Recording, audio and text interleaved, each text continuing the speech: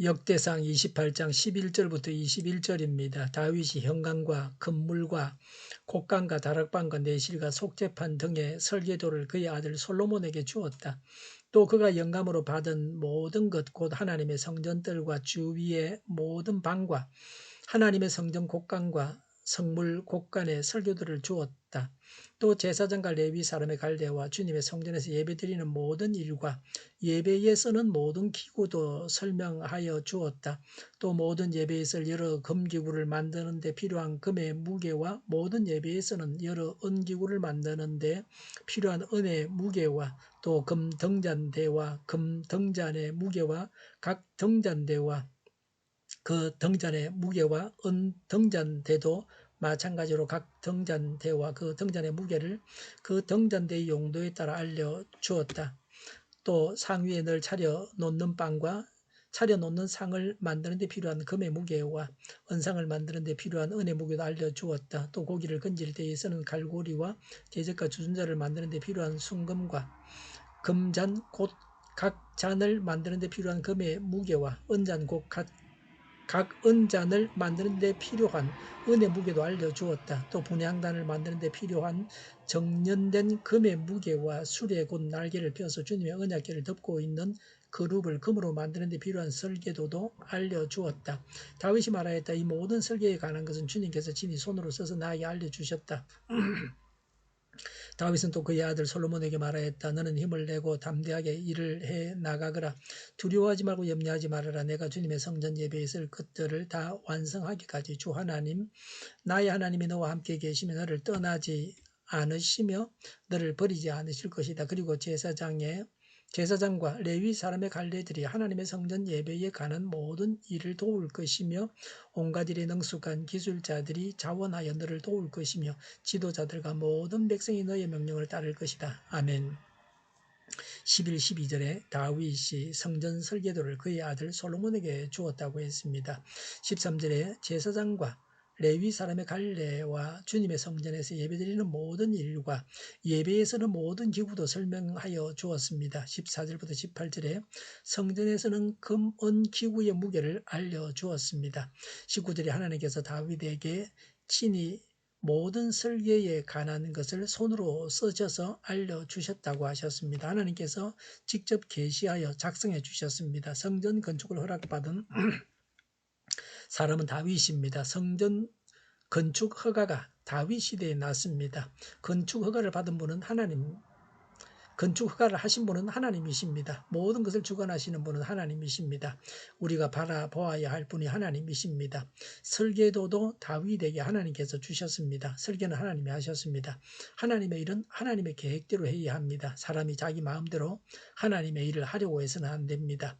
그리고 보면 솔로몬은 단지 성전을 짓는 것만 냈습니다. 솔로몬 성전은 다윗 성전이라고 해야 합니다. 20절에 다윗이 솔로몬에게 한 말입니다. 최종적인 권면입니다. 20절에 너는 힘을 내고 그랬습니다. 힘이 있어야 일을 할 수 있습니다. 힘이 죽 빠지고 어깨죽지가 처져 있으면 아무 일도 할 수 없습니다. 무거운 물건을 들기 전에 몸에 힘을 주고 그리고 그 물건을 들어 올립니다. 힘을 내어서 일을 해야 합니다. 살찐 어떤 사람은 할 일이 있으면 미리 살을 뺀다 그럽니다. 몸이 무거워서 일하기 힘들기 때문에 살을 빼야 일을 할 수 있다는 사람도 있습니다. 이제 우리는 하나님의 일을 하기 위해서 힘을 내어야 합니다. 20절에 담대하게 일을 해 나가거라. 두려워하지 말고 염려하지 말아라고 했습니다. 일꾼은 두려워해서는 안 됩니다. 일을 두려워하면 일을 할 수가 없습니다. 염려만 하고 있으면 일이 되지 않습니다. 염려 대신에 하나님께 맡기는 믿음을 가져야 합니다. 두려워하고 염려하는 것은 믿음이 없다는 것입니다. 믿음이 없는 것은 죄입니다. 이러한 다윗의 권면에 따라서 솔로몬은 담대하게 성전 건축을 해내었습니다. 스스로 하나님의 일을 하겠다는 의지가 있어야 하고 담대함이 있어야 합니다. 20절에 성전 예배에 쓸 것들을 다 완성하기까지 하나님께서 너와 함께 계시며 너를 떠나지 않으시며 너를 버리지 않으실 것이다 라고 했습니다. 하나님의 일꾼과는 함께 하시는 하나님이십니다. 하나님은 일을 사람에게 맡겨놓고 나 몰라라 하시는 분이 아니십니다. 하나님은 하나님의 일을 하는 사람과 동행하십니다. 이 말씀은 신약 신약 성경 마태복음 28장 20절과 같습니다. 구약시대 성전 건축은 오늘날에는 전도하는 것입니다. 전도에서 불신자의 중심에 예수님이 계시게 해야 합니다. 제사 삼는 것은 전도하고 양육하는 것입니다. 예수님을 영접하게 하고 자라게 하는 것입니다. 제사 삼는 것이 성전 세우는 것입니다. 마태복음 28장 20절에 예수님은 제자 삼으라고 말씀하시고 항상 함께 하시겠다고 하셨습니다. 솔로몬에게는 성전 건축 지시를 하시고 하나님께서 동행하셨습니다. 마태복음 28장 20절에 세상 끝날까지 함께 하시겠다고 하셨습니다. 그러니까 세상 끝날까지 제자를 삼으면서 하나님의 일을 해야 합니다. 복음이 다 전파되면 예수님이 오십니다. 예수님께서 오실 때까지는 복음을 전해야 합니다. 하나님은 하나님의 일을 맡기시고 동행하십니다. 지금도 하나님의 일을 하고 계십니까? 하나님께 감사하시기 바랍니다. 하나님께서 동행하시기 때문입니다. 하나님의 일을 하고 계십니까? 하나님께서 동행하십니다. 서양 격언에 이런 말이 있습니다. 하나님과 함께하는 한 사람은 만인보다 강하다 라고 했습니다.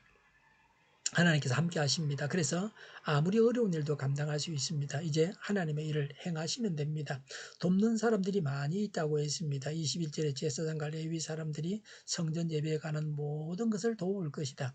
또 21절에 온갖 일에 능숙한 기술자들이 자원하여 도울 것이다 라고 했습니다. 하나님을 사랑하는 믿음을 가지고 성전 건축에 스스로 임할 것입니다.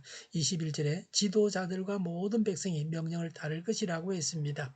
왕의 지시에 따라서 성전 건축에 동참한다고 하는 것입니다. 하나님께서 함께 하시는 점거가 모든 자들이 따르고 순종하는 것입니다. 오늘날에는 성령께서 도와주시고 적절한 때에 돕는 자를 보내주십니다. 그래서 하나님의 일을 이루게 하십니다. 하나님의 일을 하는 자들에게 주어지는 것은 첫 번째가 하나님께서 동행하십니다. 두 번째는 하나님께서 돕는 사람을 보내주십니다. 우리는 하나님의 일을 하기 위해서 힘을 내고 담대하고 염려하지 말아야 합니다. 하나님의 일을 하기 시작해야 합니다. 기도하겠습니다. 하나님께서 동행하시고 하나님께서 돕는 사람을 보내주시고 힘과 담대함을 주셔서 염려하지 않고 하나님의 일을 하게 하여 주시옵소서. 오늘보다 내일이 더 낫게 하여 주시옵소서. 교회가 분열되지 관화가 되게 하여 주시옵소서. 모든 언론이 제 역할을 다하게 하여 주시옵소서.